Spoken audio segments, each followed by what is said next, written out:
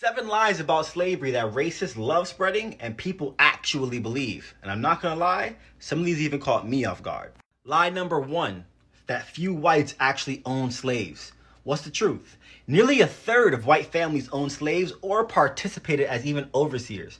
More importantly, the entire society, norms, businesses, industries, etc. were all built around slavery, meaning all were benefited from it. Lie number 2, blacks willingly fought for the Confederacy during the Civil War and were happy to do so. People use this lie to argue that many enslaved people were happy and loyal. The truth is, enslaved were often forced to cook and clean for Confederate soldiers. Whites didn't want slaves with guns initially. They weren't all soldiers at first, and it definitely wasn't always willing. When they were accepted on the battlefields, many wanted the freedom that fighting in the war would give them or family. Slave masters also signed up their slaves in their place. FYI, Abraham Lincoln would eventually reveal that had it not been for the Negro soldiers, the Union would have lost the war. That means that the North wouldn't have been free without us. Lie number 3, house slaves had it much better than field slaves.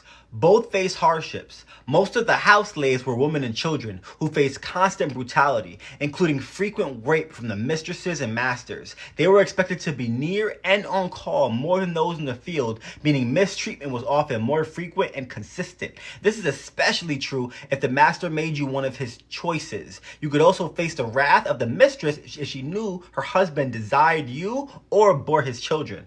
And rape of house slaves was so common that black Americans today have an average of 16.7% white DNA. This is no matter your complexion. Lie number 4, enslaved people were timid, docile, and or loyal. This is part of the happy, content slave myth. It's connected to stereotypes that blacks thrive under tight control with simple, basic physical tasks because of lack of intelligence. The truth is, we fought back consistently, from the ship revolts before even reaching the Americas to thousands of rebellions over the centuries. We had to deal with slavery but never accepted it. Lie number 5, Lincoln wanted us free. Abraham Lincoln didn't order troops south to free enslaved people. Whites love saying that Lincoln freed the slaves, but he was just trying to keep the U.S. from splitting into two. Lincoln's Emancipation Proclamation only set some enslaved folks free, and in private, he made it clear he thought they were inferior.